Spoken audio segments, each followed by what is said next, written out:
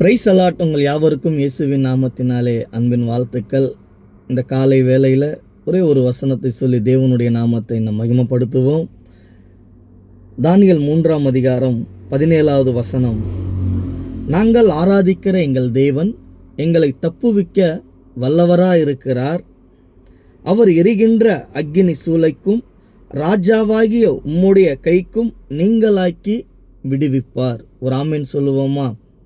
இந்த வசனத்தில் தியானித்து பார்க்கும் பொழுது ஷாத்ராக், மேஷாக், ஆபேத்நேகோவை அந்த பொற்சிலையை வணங்கவில்லை என்று சொல்லி எரிகின்ற அக்கினி சூளையில் போடணும், ஏன்னா அதை வணங்கலை இவங்க, அதனால் அக்கினி சூளையில் போடணும் சொல்லி ராஜா கட்டளையிடுகிறார்.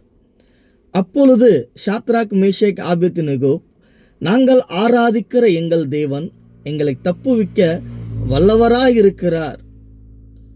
அவர் தப்புவித்தாலும் தப்புவிக்காமல் போனாலும் நீர் செய்த இந்த பொற்சிலையை நாங்கள் வணங்க மாட்டோம்.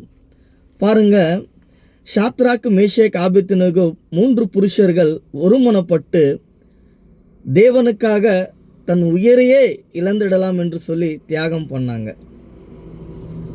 அவங்க வாழ்ந்த காலகட்டத்தில் சபைகள் இருந்திருக்காது, ஊழியக்காரங்க இருந்திருக்க மாட்டாங்க, ஏன் பைபிள் கூட இருந்திருக்காதுன்னு நினைக்கிறேன். ஆனால் தேவன் பார்க்கிறார், கர்த்தர் பார்க்கிறார், நாங்கள் எப்படி உங்கள் பாகால் தேவர்களை நாங்கள் ஆராதிப்போம் என்று சொல்லி உயிரை கூட பெருசாக எண்ணலை. ஒரு மனம் இருந்தது 3 பேருக்குள்ள.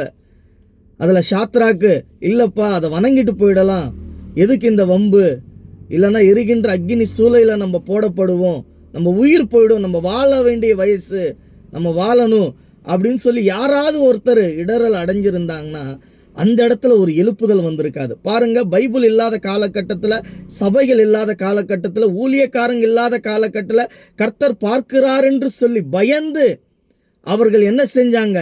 தன் உயிர்களே தியாகம் பண்ணி தேவனுக்காக ஒரு எழுப்புதல் காரியத்தை அந்த தேசத்தில் உண்டு பண்ணாங்க. ஆமேன். அதே போல இன்னைக்கு நம்ம கையில் எல்லாமே இருக்குது.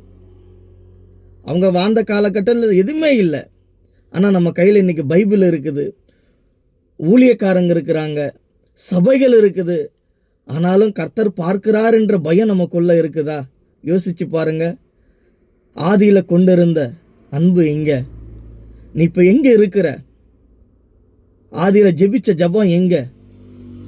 எந்த சூழ்நிலையில் இப்போ இருக்கிற? உன் சூழ்நிலையை பார்த்து, உன் பிரச்சனையை பார்த்து நீ தேவனை விட்டு தூரமாய் போனாயே, நீ தேவனை மறுதலித்தாயே.